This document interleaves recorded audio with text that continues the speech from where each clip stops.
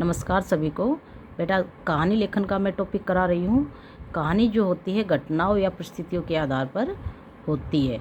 जो छोटी सी रचना को ही कहानी कहा जाता है। अब कहानी को कुछ ऐसी बातें हैं कि कहानी कैसे लिखी जाती है वो बातें मैं आपको बताती हूँ।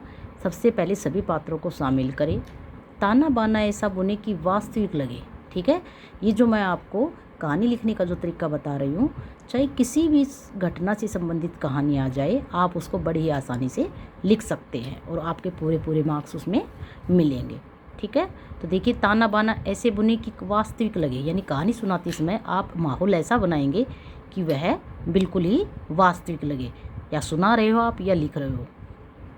आसपास दिखाई दे रही वस्तुओं का उल्लेख करें, यानी कहानी जब आप लिख रहे हो तो उसके आसपास कहानी में जो भी है उसके आसपास की कुछ वस्तुएं, उसके बारे में भी आपको जिक्र करना है, लिखना है। कक्षा स्तर को देखते हुए शब्द सीमा 80-100 शब्दों से अधिक ना हो, यानी आपकी कक्षा का लेवल देखना कि आप कौन सी क्लास के लिए कहानी लिख रहे हो। 6th के लिए लिख रहे हो, 7th के लिए लिख रहे हो, 8th के लिए लिख रहे हो, 5th के लिए लिख रहे हो, तो उसी हिसाब से आपको शब्द सीमा लिखनी है, यानी शब्द 100 या 80 से ज़्यादा न हो। विराम चिन्हों, संवाद, वाक्य संरचना पर ध्यान दें।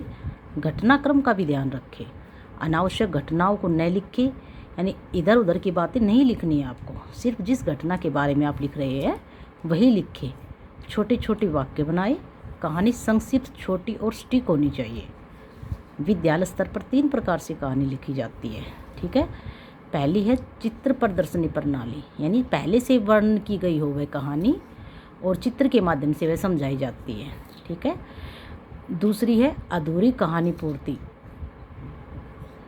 जिसको कुछ वाक्य लिख दिए जाते हैं, कहानी के बीच में ब्लैंक छोड़ दिया जाता है और वो कहानी समझाई जाती है, कहानी पूरी की जाती है। और तीसरी है शीर्षक विषय आधारित कहानी, यानी शीर्षक के विषय पर कहानी का शीर्षक दे दिया जाता है कि इस शीर्षक पर कहानी लिखिए। ठीक है, तो ये थे कहानी के प्रकार। आई होप बेटा आपको समझ आ गया होगा। धन्यवाद।